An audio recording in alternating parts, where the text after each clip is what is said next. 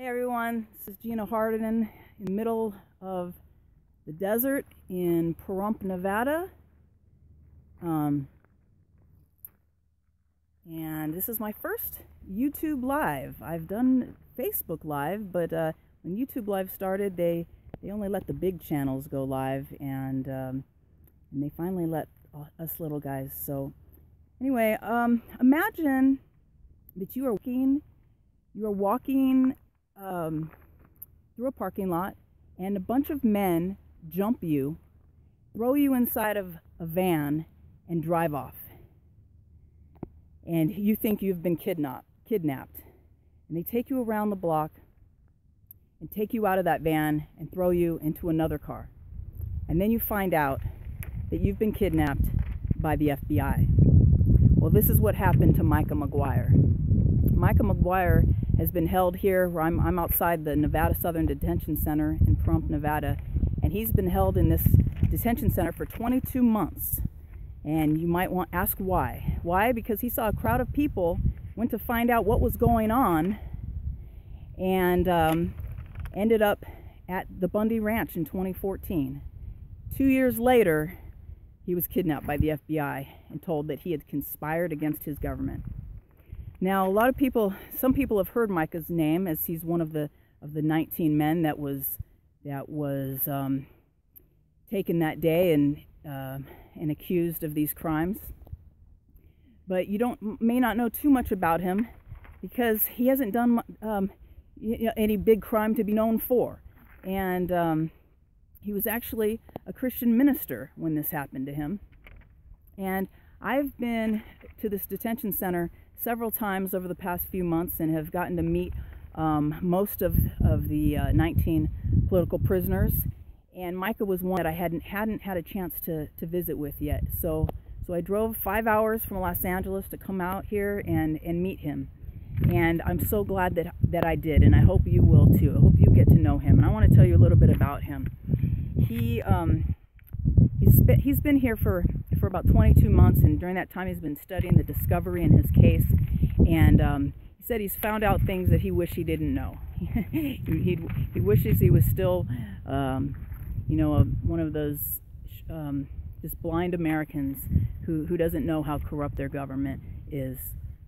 But through this fire, he says that he's been through, he says he's 10 times the man that he was when he started, and that God has been refining him through this trial, and that when he gets out, he'll be an even better prepared to train his children for the world. It's so sad that a man like this, is away from his wife and 3 young children, and has been denied bail, which is completely unconstitutional. So sorry, it's getting wind's picking up a little bit out here. I'm trying to look at my notes here. But he was doing street ministry and bike ministry. He wasn't always a Christian, and he's got a few tattoos, can look a little bit rough, but he fit right in with those guys. And he's an Army War veteran. He was a private investigator and a security guard. So he was the kind of person that was it Nevada, Arizona? I'm sorry, Nevada, I believe. In Nevada, it was very common for him to legally open carry a firearm every day. He did that every day, every day. And he did that the day that he went to see what all was happening in Bunkerville. And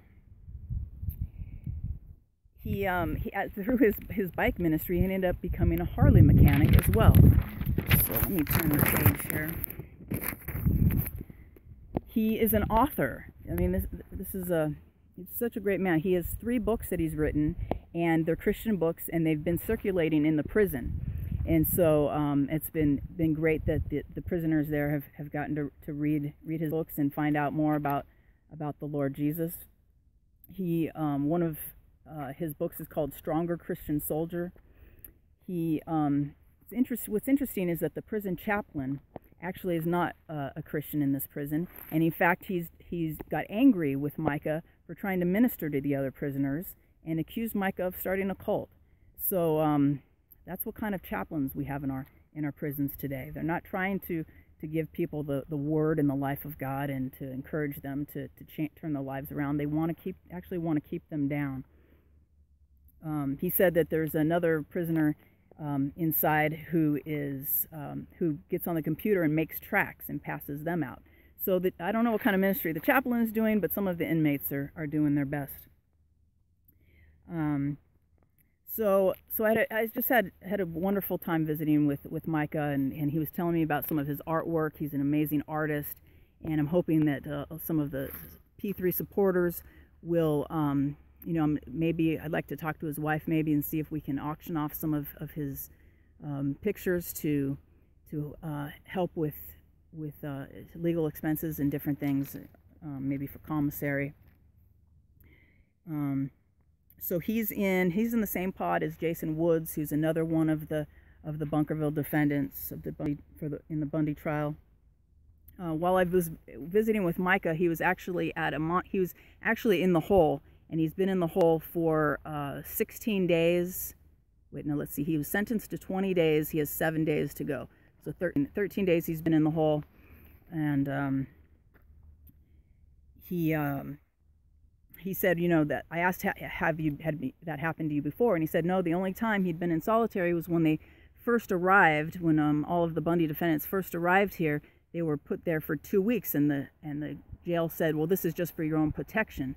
But in fact, when they were released after those 2 weeks, the inmates cheered for them, and he said it's like, God, or when someone gets thrown to the lions, but then the lion cheers, and it doesn't do what the enemy thinks that they're going to do. He told me a great story about Ammon Bundy, who was recently transferred from this facility to Henderson for his upcoming trial on Monday. And he said that Ammon was teaching people inside that they have rights, because so few of them know about their rights. And with Ammon's help, one of the inmates there was able to fight some of the charges against him, and helped that guy tremendously. So Micah said he's currently writing an adventure novel, and so I'm hoping that we can, they're not allowed to do blogs or stuff like that from inside, but I offered, I said, if you send it to me, I'll gladly post, type up and post blogs for you or whatever you want. So hopefully we'll get to see some of his writing in the future.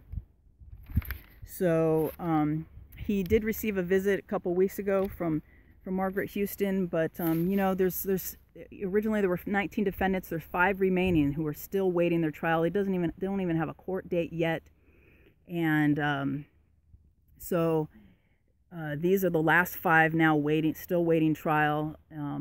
4 others, their trials are jury selection starting on Monday, and of course others, the first group of men, their trial just finished up a couple weeks ago, or no, a little over a month ago, and it was a mistrial, and most on a couple counts, but most of the counts found completely not guilty and are now home with their families.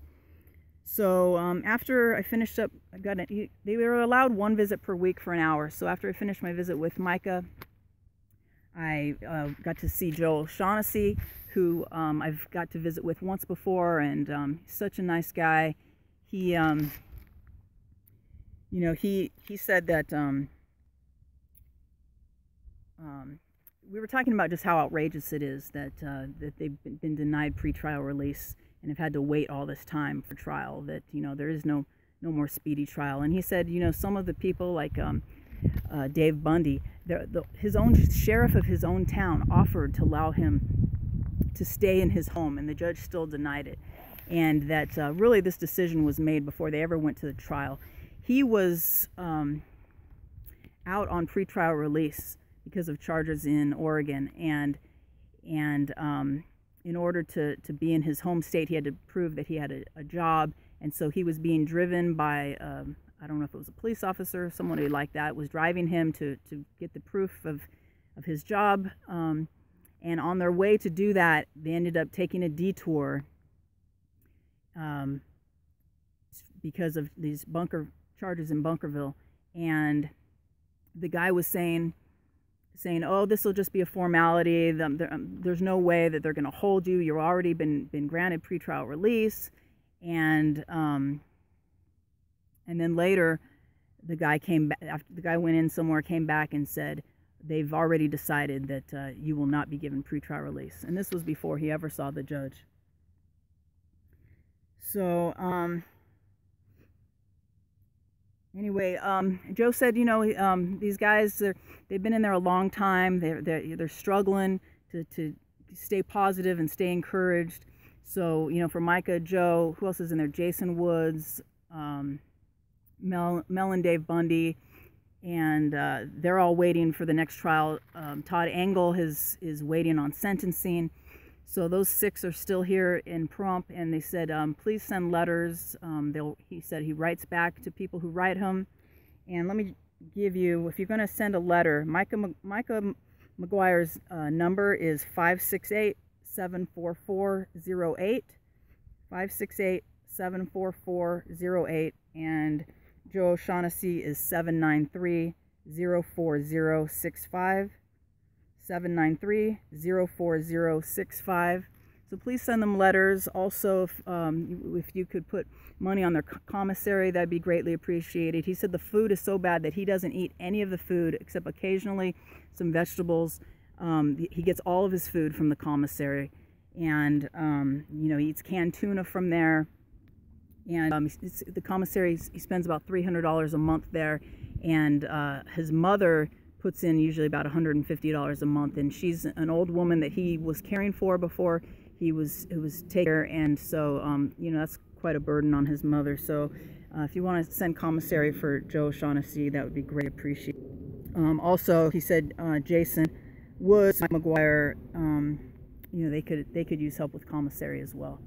So anyway, appreciate everyone that's been supporting the P3s, political patriot prisoners, and please share. And tomorrow I'll be, I think I'll be visiting some of the Ammon, I'm not sure who I'll get to see exactly, but Ammon Ryan, Cliven Bundy, and Ryan Payne are being held at the Henderson Detention Center.